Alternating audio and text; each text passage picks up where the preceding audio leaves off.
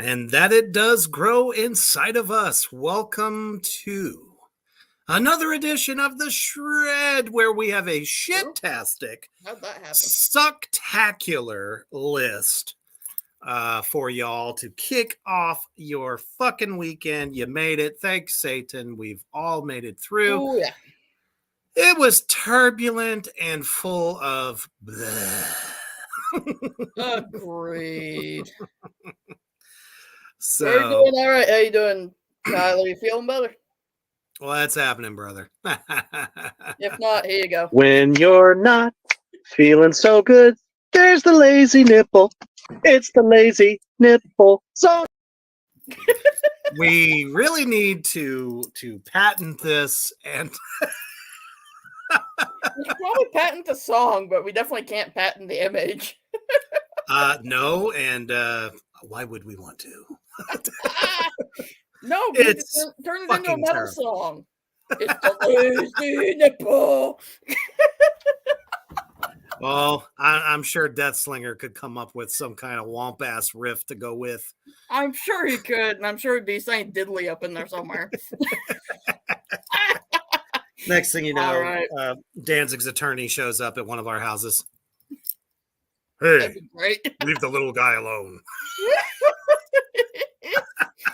Oh, shit. But we Rolling Stone seems to think that they have a worthy list of metal's top 100 songs of all time. I guess Gangis really. Yeah. Rolling Stone, you just don't get it. You should stick to writing the frilly-nilly pop shit. Agreed. But before we get into that, let's go ahead take a visit over to one of our dear friends at Poison Valley Clothing. Check it out. Allahu Akbar!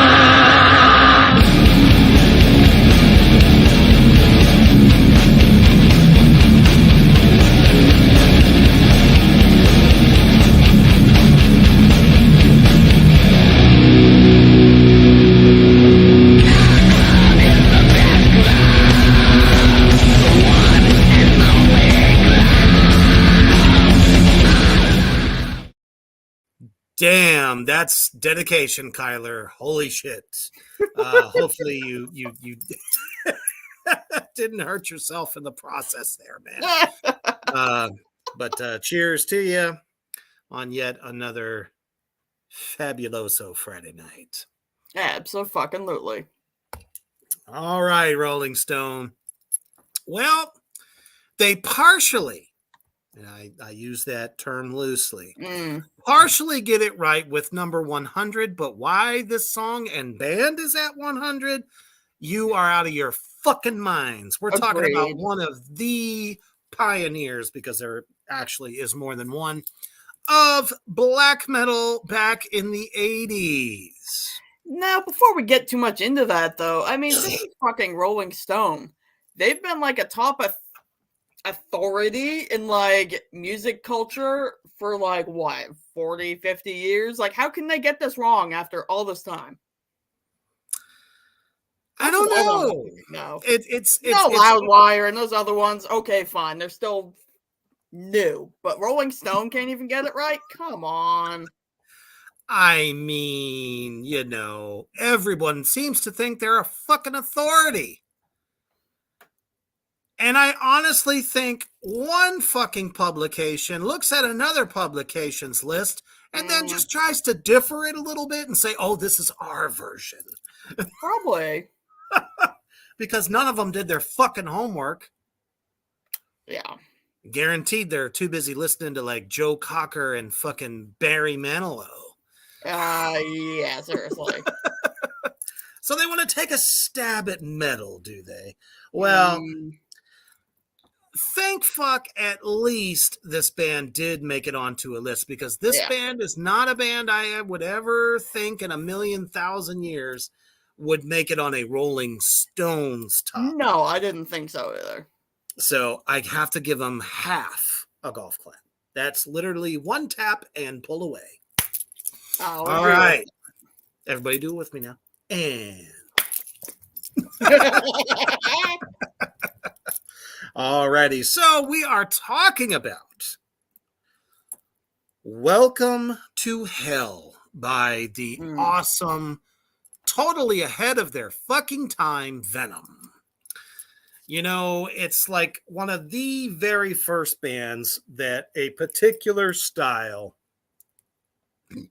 of Baphomet on an upside down pentacle graced any album cover. And I literally think they probably pulled it, you know, straight from Anton's, publication. So that's how I discovered them. There it was in all silver. And I mean, the thing just kind of gleamed at you like, you know, the kind of moment. Yeah. And I remember that's how I discovered them. So as far as I know, Kyler, yes, they are still touring. Try to celebrate, you know, the millions of years that they've been around. But I'm glad they chose it, but let's just see what they have to say on the subject before I give them too much credit and get pissed. Agreed. All right. Blasphemy has been an effective attention grabber for centuries. No! Really? So much, in fact, that they used to burn people. Innocent people. Anyhoozle. Up until 1981, heavy metal had never seen a band go as all in on Satan as the three lads from Newcastle, calling themselves Venom.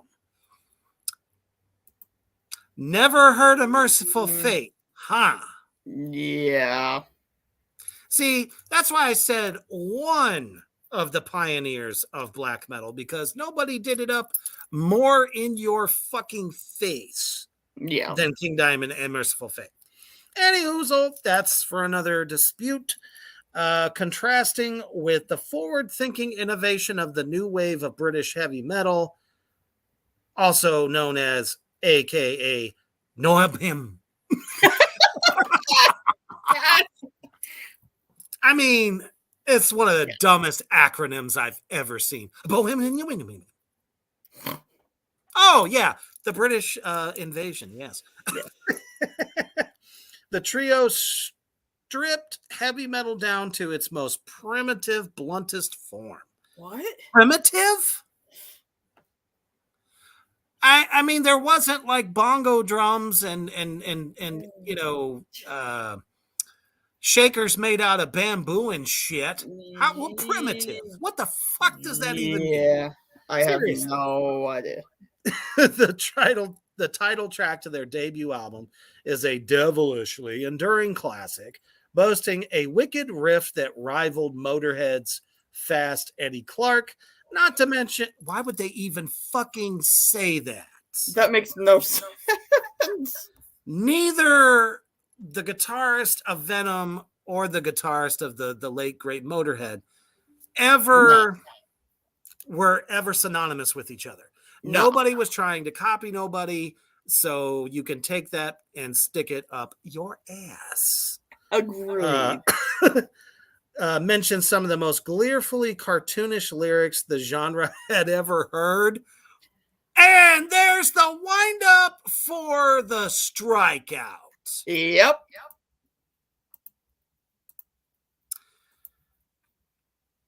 cartoonish lyrics. You know, I kind of want to let him out of the cage.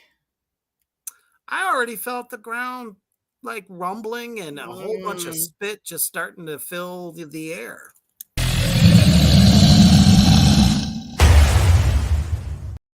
Again and again!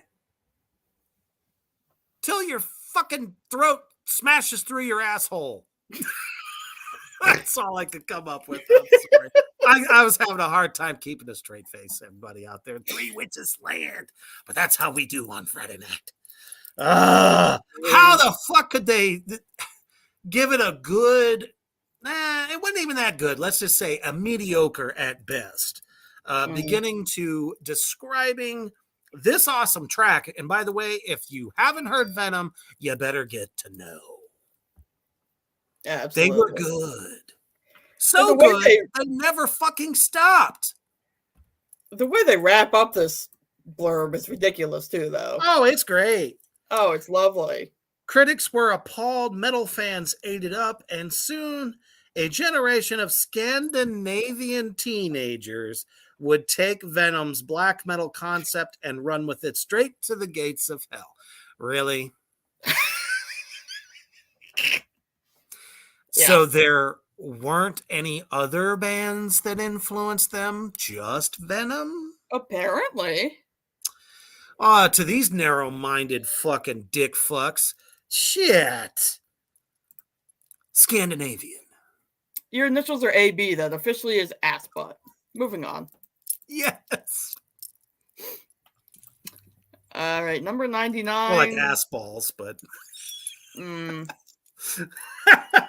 We'll just 99. Eh. What? Are you absolutely going to say that you have the audacity to put at 99 this legendary band? The audacity! Couldn't have said it better. Yeah. Fucking Crowbar. Yeah. Ah!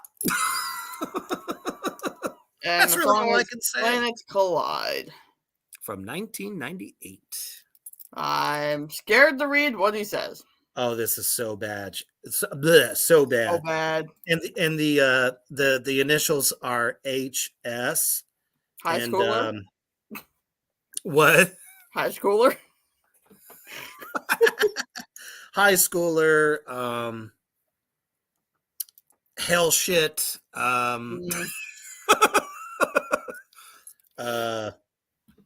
Whoresucker. That's it. We'll call him Whoresucker. Or it doesn't start with an H. I know. We'll just leave the W off. Because he doesn't deserve the W. He did not deserve the pillars of the W.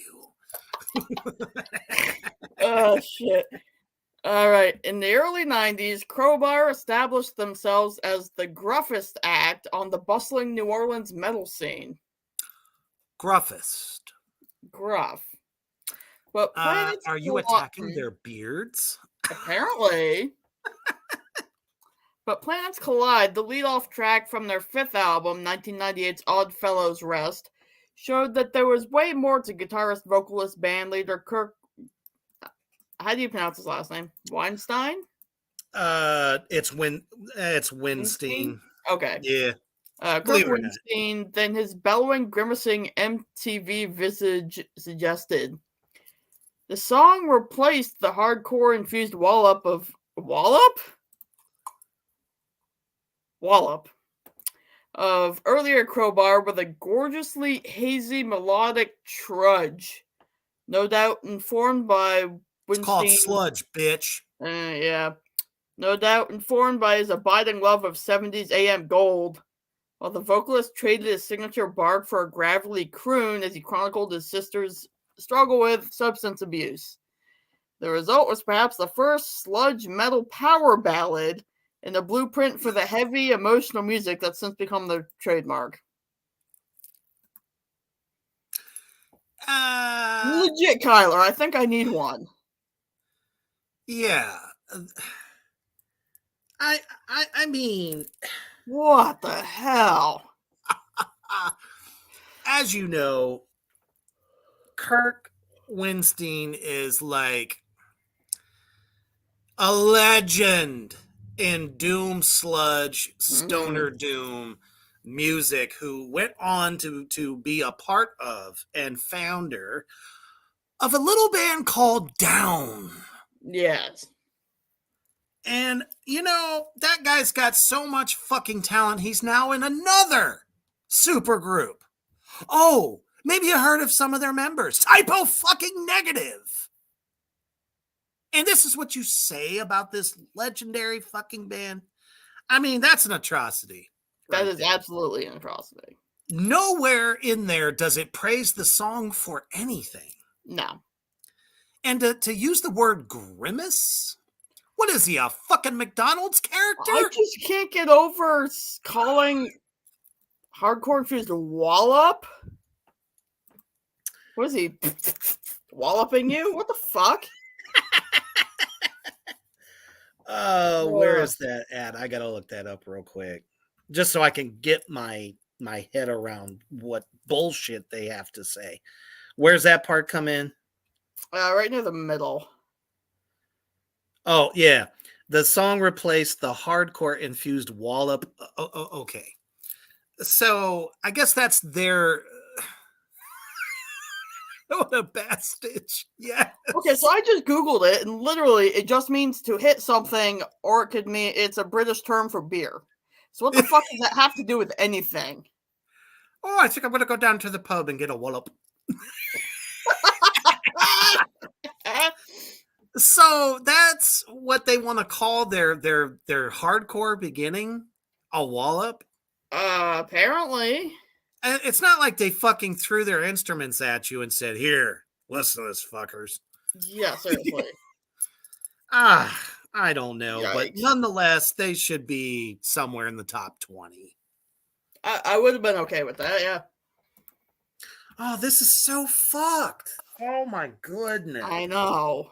This just, folks, we're going to apologize, all of us here at Three Witches Land, for what you're So about sorry. to hear. This is ridiculous. It really is. At number 98, a beloved hardcore band, Power Trip. We all know Power Trip, and we are all still feeling that blow, from their lead singer being gone. So they put them at 98. I mean, I'm kind of shocked that they're even on the list anyway, because I would figure fucking Rolling Stone hates bands like this. Exactly. That was awesome. Sorry. I just now read it. Yep. I'm still just kind of like stifling over this. So the song is Executioner's Tax. Swing of the Axe. Oh, these fucking bastards. Okay, here we go again with dumbass, lame-ass fucking comparisons. Yeah. So, with this Megatron of fucking hardcore, they have the fucking no dick, no balls, no nothing. Literally nothing. You are nothing. That's how bad you are. You're just a shithole. To say that everything about Power Trip screamed throwback. Okay. From their tasteful marriage of hardcore and thrash, building on the golden era of so-called crossover. Are you fucking kidding me? Apparently, what the fuck? So-called? Obviously, Rolling Stone doesn't know shit about metal, because there is not only one type of metal lover. Yeah. Unless you're talking about all the fucking squares and the jocks and the dipshits that gravitate to what they think is heavy Metallica. You know what I mean? Yeah. Just threw up in my mouth. And it says right down to their 1987 style album cover art. What?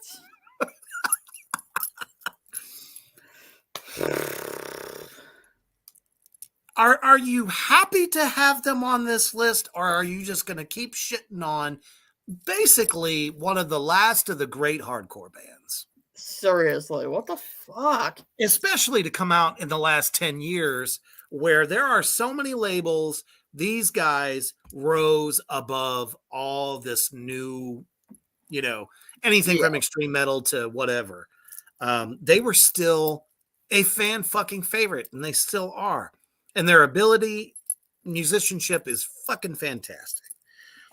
But their compositional smarts and ferociously intense delivery, can we get layman terms? Seriously, what the hell is this?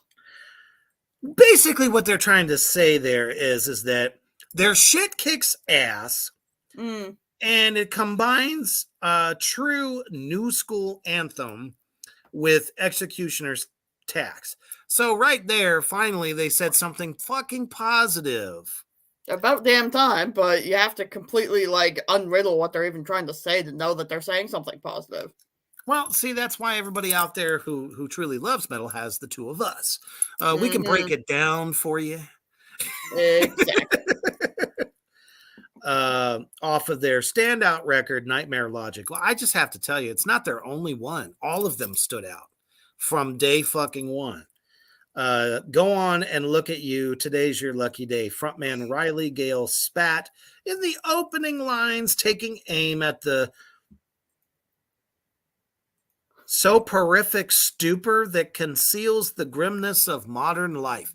I'm pretty well educated, and so is Brother Gangis and everybody in our audience. Did any of you understand a fucking shit of that? It makes even less sense now that I looked it up. I feel like the whole room just got dumber by me reading that. I know I did, and I didn't have far to go. Wow. Soporific. Soporific. What the fuck does that even mean in hell's name? It's a drug. It's like a class of drugs that make you fall asleep. Oh, well, fuck you, Rolling Stone.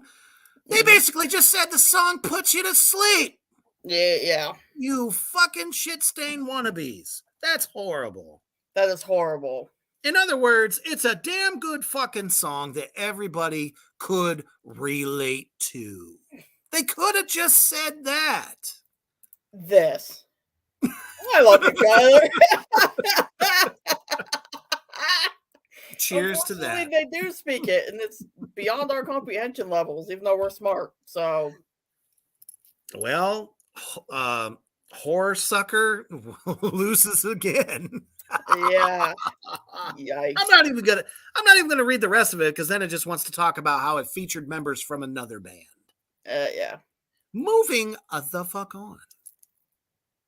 97. Why? I'm sorry, but I would never put them in my top 100 at all. Nope. No. Dillinger Escape Definitely not on even the most underground radio stations will you ever hear this band. No. I've got nothing. Me personally, I got nothing against mathcore. No, but it's not my thing. No. I mean, if you want to get on meth and mix it with some Drano and want to fucking go berserk, here's your berserker music. Nothing against the Dillinger Escape. Yeah, but no thanks. Nothing against them at all.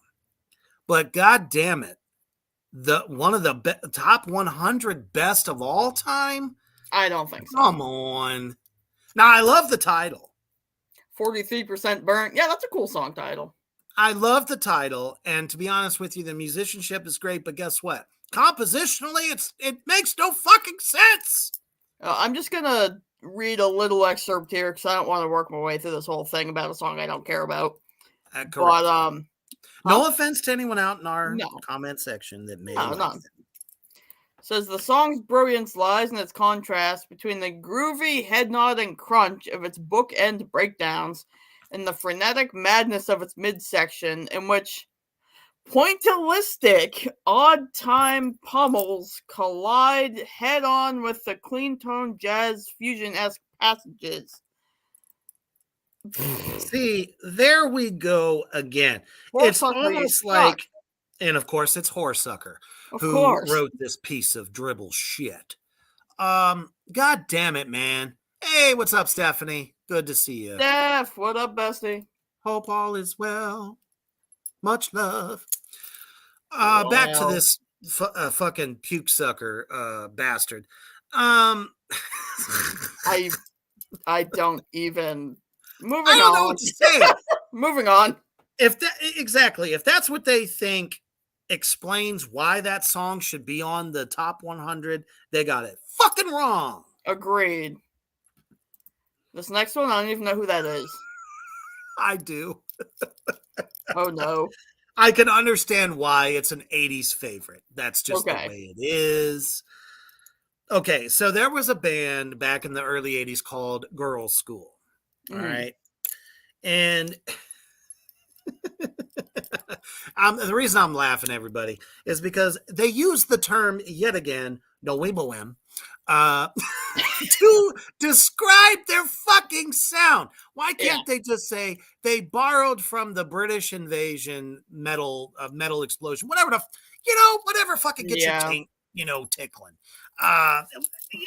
These dumbass labels, man. Thump with classic rock and roll sass. What does that even mean? I'm sorry. What is rock and roll sass? I felt sassy today. Is that what we're getting from this? Can't you just say they had attitude? Yeah. That would be so much easier to understand. It Oh, really that's would. cool. I'm glad you did, Stephanie. I don't have anything against the band. Erica doesn't really know them. Yeah, but I never saw them, but I've heard their stuff. Right. I mean, it's not bad stuff. It's this is great.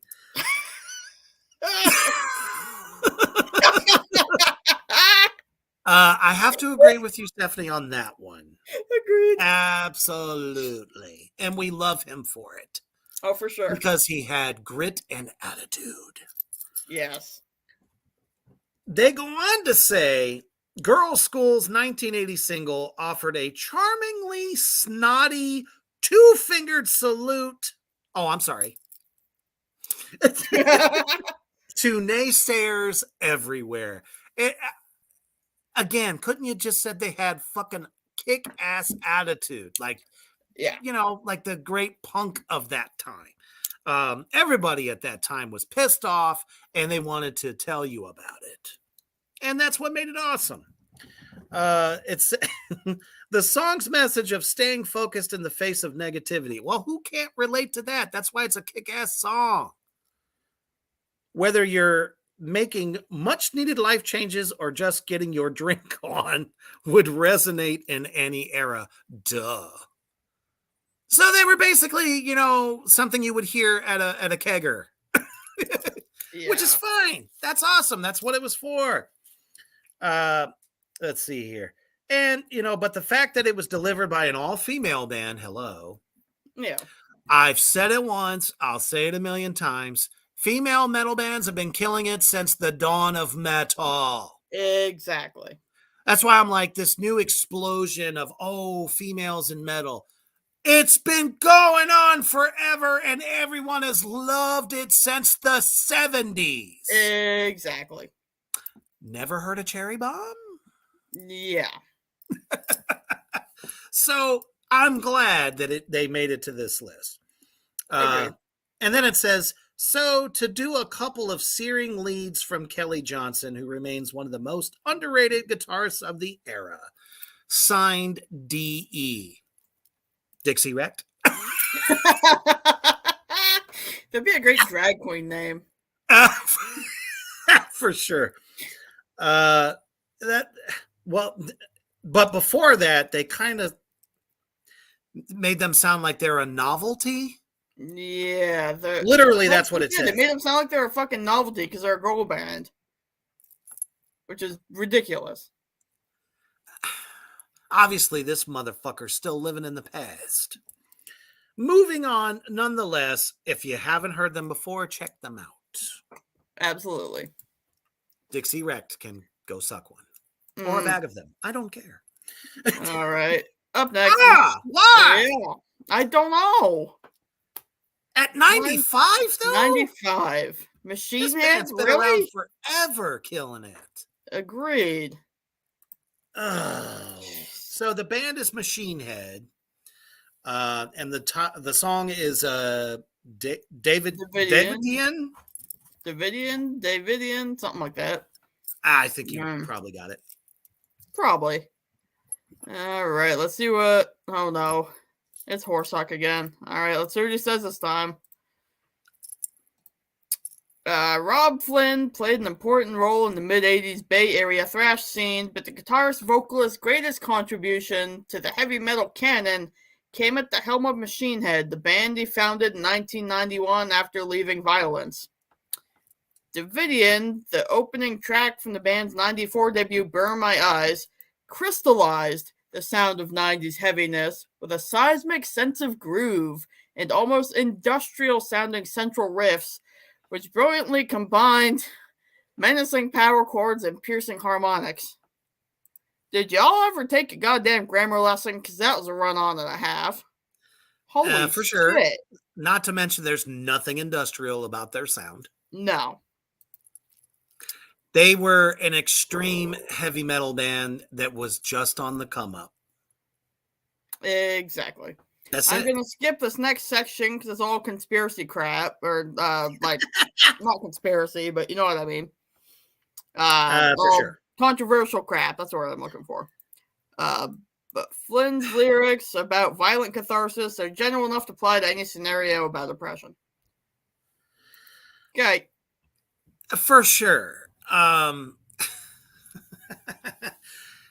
Everybody fucking knows that anything that goes on, like big news, shakes the foundation of the country, somebody's going to write about it. Exactly. That's it. Yeah. It's not sensationalism. It's just, we draw our inspiration from all kinds of fucked up places. It's just the way it goes. Yeah. No need to put it out there like that. No. Anyways, again, top 20 for me. That would have been better. Oh, this is cool. Can't tell me why that they would be this far back on this list. Reaper is haunting us. Look at who wrote this. Look at his initials. No! I told you that son of a bitch was a double agent. He is. Fucking JD is over at Rolling Stone now, too. Oh, no. Fuck. Jerk Dick is back. So everybody out there can already tell that the migraines are about to start. Yep. And then the faintest feeling of wanting to murder is going to take over after we read what this asshole has got to say. Yeah. And I knew it. He's been hopping magazines. That whore. Bitch. So we're talking about the band Helmet. Helmet, it's kind of hard to say how their very low sludge tone is legendary from the 90s. So much that you found them on video games and movies. Mm-hmm. Helmet came out of the noise rock underground. And the fact that they would even call it that dates when, however old they were at the time. Because they were not noise rock by any means.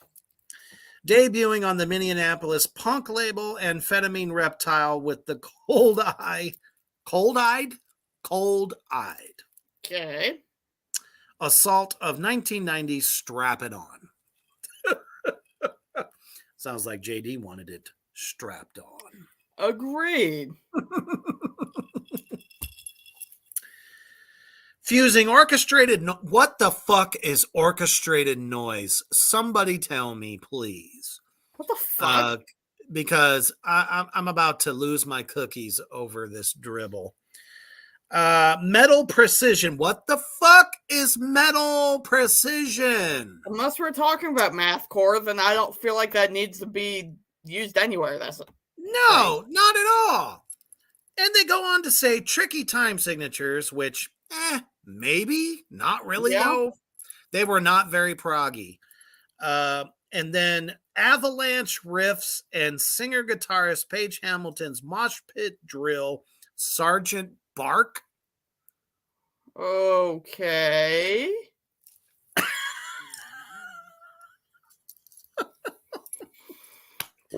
I mean, avalanche riffs, why can't you just say they brought the heavy? They were one of those bands that came out of the alternative scene that were too heavy to be considered alternative. Exactly.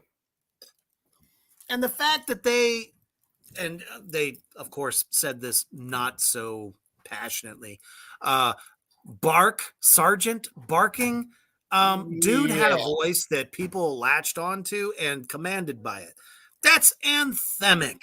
Exactly. That means every song gripped that person out in the crowd. Yeah.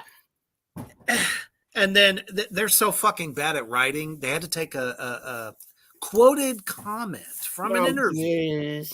You know how we love that, right? He said, I really liked noisy stuff and I really liked funky stuff. Now, that's where the groove part comes in. Right. How's that any different? This is kind of like the best description. He says, I really love AC/DC, Sonic Youth, and Led Zeppelin. Well, Zeppelin was very groovy. For sure. So that explains where they kind of got some of those little, funkadelic feels. Thing was, though, it was heavy. Yes. Very heavy. Says from their 1992 album, Meantime, one of the least likely, most extreme MTV breakthroughs of the post-Nirvana alt-rock feeding frenzy.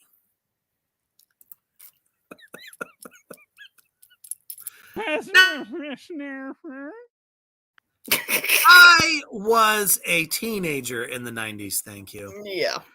And Helmet was the band we listened to because they were underground, heavy, and more honest.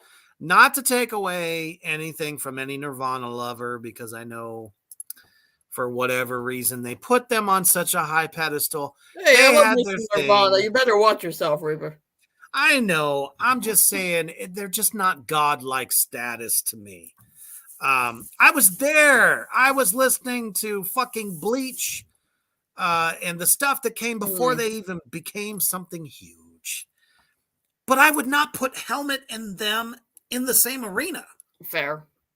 So for Helmet to have some commercial success during that time, I think speaks volumes for the band. Yeah. So if you don't know Helmet, check them out. Oh, the fuckers! Cannibal Corpse in 93? Are you kidding?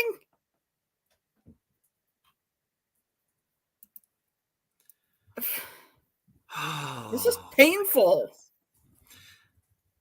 Cannibal Corpse picked up the torch from the late, great Chuck Schuldiner of death. Yes. If it wasn't for Cannibal Corpse, death metal would not be where it is today. Agreed. It'd still be underground and in fucking Florida. All right, let's see what Horsucker says this time. Oh, son of a bitch! Same person. From the mid-80s through the early 90s, metal's fringes grew more and more extreme. But Cannibal Corpse dialed up the darkness to uncomfortable levels, fashioning songs that played like oral snuff films. Their greatest track. Damn it! Yeah, their greatest track is a relentlessly bludgeoning ditty about caving in a victim's face with a sledgehammer.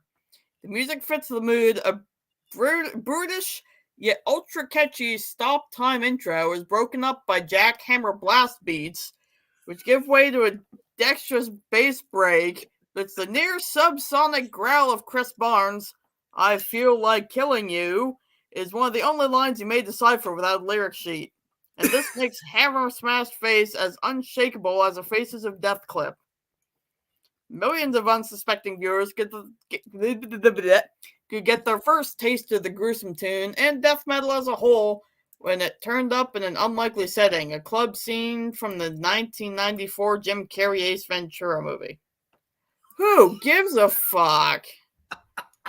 Seriously. It for whatever reason, they seem to think that the only reason Cannibal Corpse became notable was because they ended up in that film.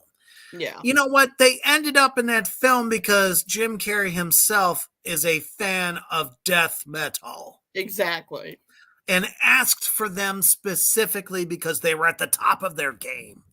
And let's go back to that fucking diatribe of bullshit about the fucking lyrics. Hello. Yeah. Death metal has been centered around horror since its inception. Exactly.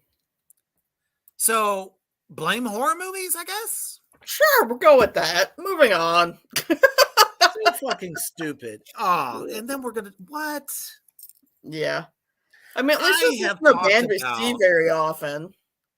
I'm glad that she's on there. Yeah. For me personally, because I've always been a huge fan of Doro Pesh. Absolutely. At 92, no. I would say top 20 yet again. She was one of those, in a world of men clad in leather and spikes, she was the woman, the strong, I'm going to kick your ass. I'm not trying to show my shit and flash my shit to you to get you to like me, and is a hell of a fucking singer. For sure. She was the one that kind of like bridged that gap. Because, everybody was all Lita Ford. Well, she was a whore. So naturally, in the 80s, because every photo she ever fucking took, it was her fucking nude behind her guitar. Yeah. Well, that's because she ain't got no talent. Bitch couldn't sing. She could play a little guitar, but that was about it. And that wasn't even that good. Shit. So, at least Doro Pesh's first band, Warlock, is on the list from 1987, All We Are, which is a very kind of anthemic kind of song. Now, this is great. They actually do her some justice here. I can't believe it. I'm shocked. It says, if Rob Halford is the metal god, then Warlock's Doro Pesh is the metal goddess. Hallelujah. Yeah, I'm okay with that. Man, the singer co-wrote the thunderous fist-pumping anthem, I told you, All We Are, with producer Joey Ballin after moving from West Germany to New York City. It became an immediate global hit thanks to the irresistible shout-along chorus and Pesh's empowering lyrics delivered in her trademark multi-octave snarl. That's why I said her as a vocalist, I mean, she paved the way for everybody today. I don't care what anyone says. There's not a single one that ain't heard her growing up. Or at least had the parents that played it around them. She was like that first shining light that girls can do this too. Absolutely. So to this day, Pesh remains one of metal's most beloved icons, a trailblazer for female metal musicians across the globe, and All We Are remains her signature tune. All right. That's it. There's no reason to read the rest of this. No. Ass bitch got it right. Yep. Kind of lost it at the end there, but otherwise that was good. Exactly. That's why I said there's no point in me reading past that, because they did the right thing and then fucked it up at the end. Speaking of not reading, is 91 really worth reading? Ah! Why? I suddenly have a really bad pain in my scrotum. Why in the utter... I get it. They were all the rage when they first came out. Oh, all these musicians from the top music schools in America got together and had a bastard child known as Dream Theater. Yeah. End of story. Moving on. Yep. Moving on. Now this is fucking bullshit right here. Yeah. Nothing against collaborations. I want to make that very well known. But God damn it, Anthrax should be on here because of Got the Time or any of their millions of thrash favorites, not just the one they did with Public Enemy called Bring the Noise. Hold up, Kyler, you're kidding me. This is off topic. Did you guys see Lordy say they're better than Alice Cooper and Kiss, and I had no idea what Guar is? Oh, jeez. But anyway, yeah, Anthrax should be on there for Anthrax, not for their collaboration. Okay? Okay. I'm not even going to read it because I already know where it's going to go. Yes, it was unheard of at the time to have a metal band and a very notable rap group do a collaboration, which a lot of people still have the argument of they stole Aerosmith and Run DMC's idea. Just heavier. Yeah. Because Bring the Noise was not a big, like, I don't know. Wasn't super fast, wasn't thrashy. It was completely off of whatever they do on their own. So good for them. Glad it was on there. Cool. Let's move. Yes, I Am the Man. Why couldn't they be on there for that one? Absolutely. All Fuck. right. Next, moving on again. Why is it 89? Yeah, this is good, but not at 89. No, I definitely disagree with the placement. We don't really want to get kicked off YouTube, so we're calling them Soup and Meatball Tendencies. You guys get it. Right. Hopefully everybody out in Three Witches Land gets it. So Soup and Meatball Tendencies. Nonetheless, everybody knows the name Mike Muir, the lead vocalist of this band. And they are still going strong to this day. And shame on their bass player for jumping ship and going and playing for Metallica. Agreed. You shed your metal card at that point. Yeah, for sure. Now, when he played for Ozzy, I was all for it. Yeah. That was okay. Yeah, that's fine. But then you sold out. Completely sold the fuck out. Well, yes, it's true. This band was always great because they were literally against everything. Everything that, society tried to tell you was what you should be doing, whatever. I'm not even going to read that part because that's stupid. It has nothing to do with the song that we're talking about. Exactly. The song we're talking about is You Can't Bring Me Down. Solidified their transformation from hyperactive 80s skate punks to sophisticated 90s metal act. What? It's called evolution. If you're not growing as a band, if your sound is not constantly improving, guess what? You suck. Exactly. And nobody's going to remember you. Jeez Louise. Penned by Muir and guitarist Rocky George, the song builds from brooding, clean-toned arpeggios to furious up-tempo shred as the frontman hammers home the song's core message of all-purpose defiance. You really should have left it right there. Agreed. Glad they made it on there. Did this horsesucker do them any justice? Not at all. So fucking what? Yeah. This list just gets horrible. It started bad and it's getting worse by the minute. Yeah. It's like, I don't know if we can survive through all hundreds of these without losing our sanity or what's left of it. Man. This is or bad. At least our lunch and dinner. Yeah.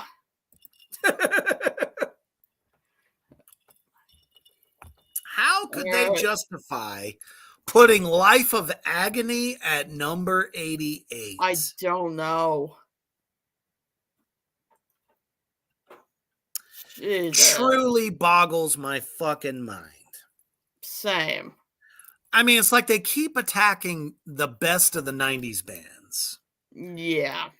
You know, River Runs Red, Life of Agony's classic 1993 debut, chronicles a young man's life coming unglued during the course of a single horrific week and an album opener called This Time. This Time is a staple for this band.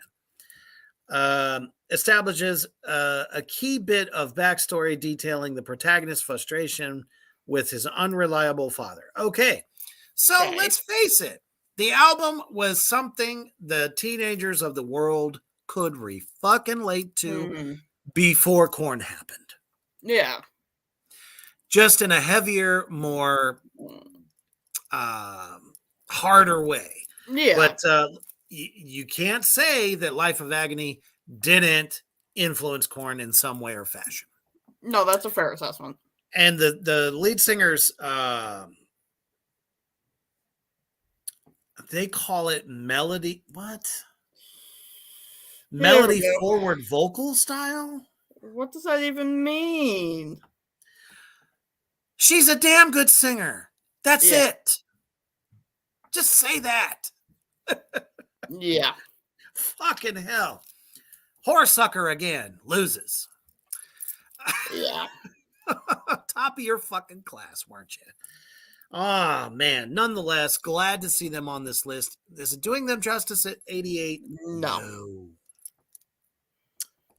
All right, next. I'm surprised these guys even made it. So am I. Okay. Boy, they're really pulling from the 87. 90s, aren't they? Yeah, 1995, Slaughter of the Soul by Swedish melodic death metal At the Gates. Yes. All right, I'm good with that. They were almost the first of their kind.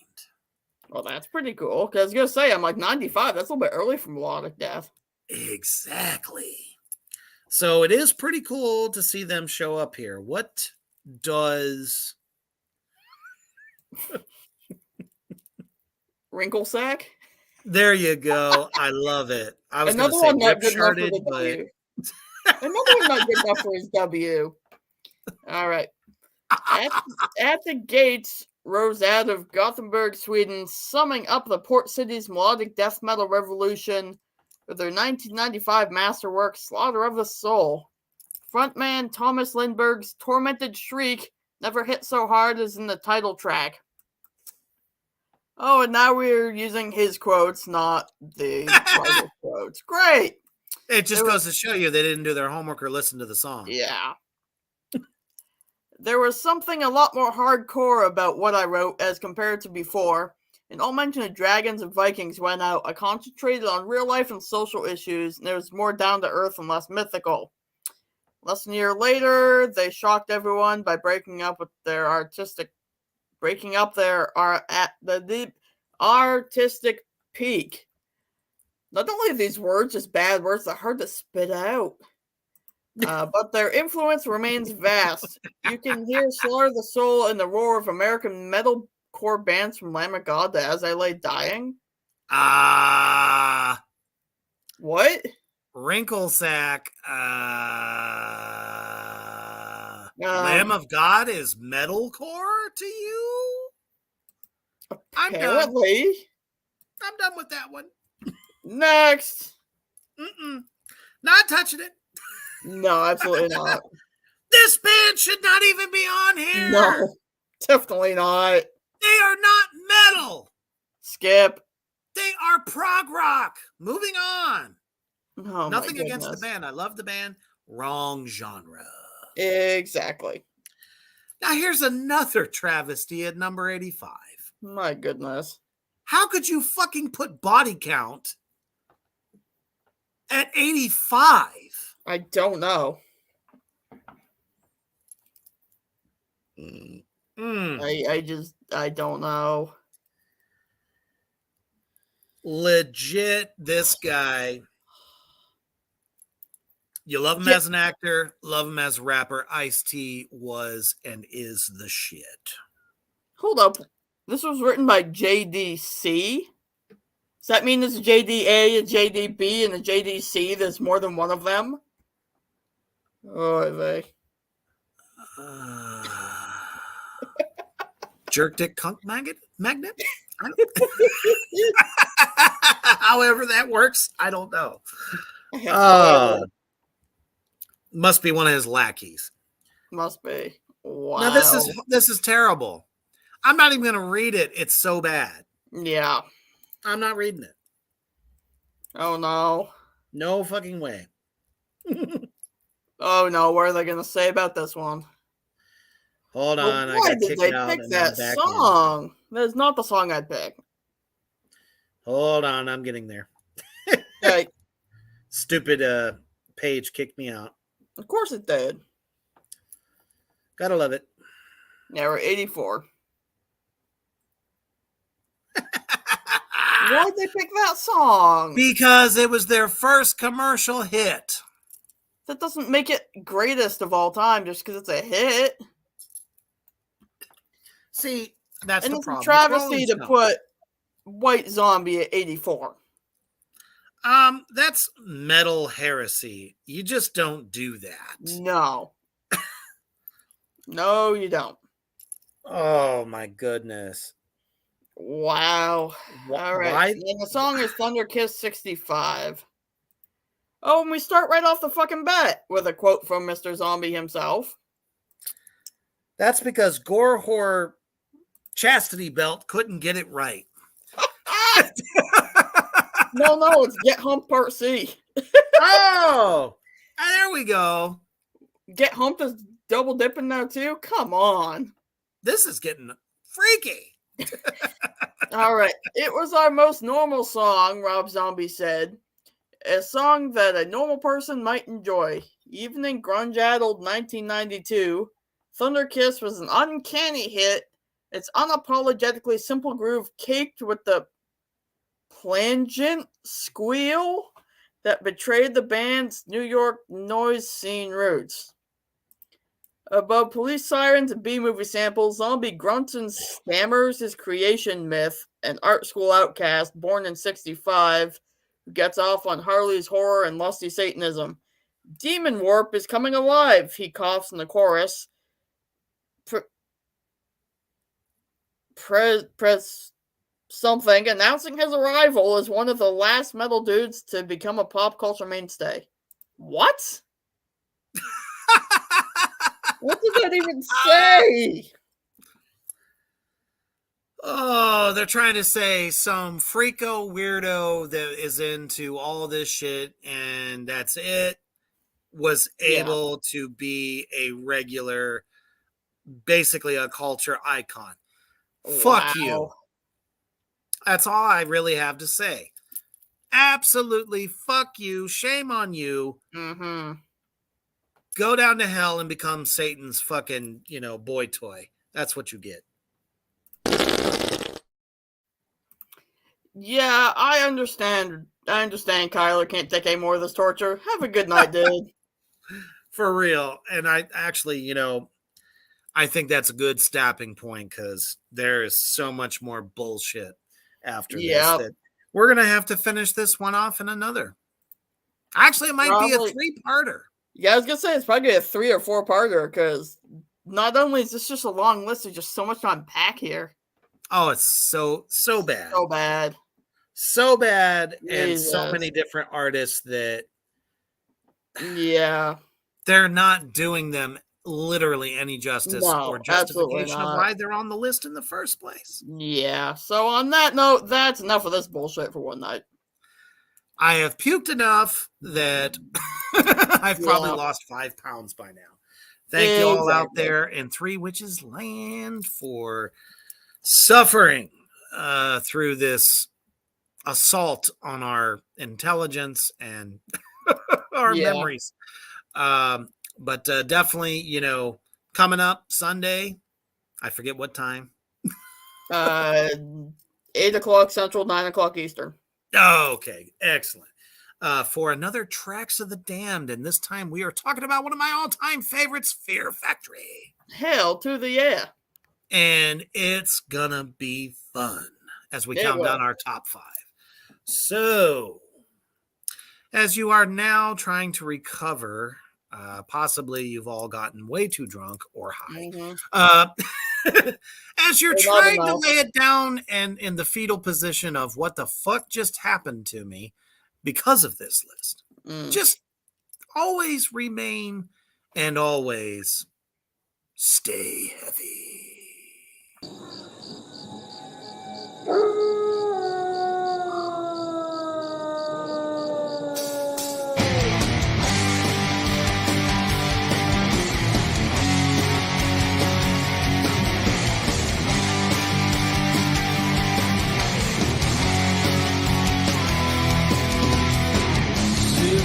Rotting in this wasteland, left with some bleach the bone.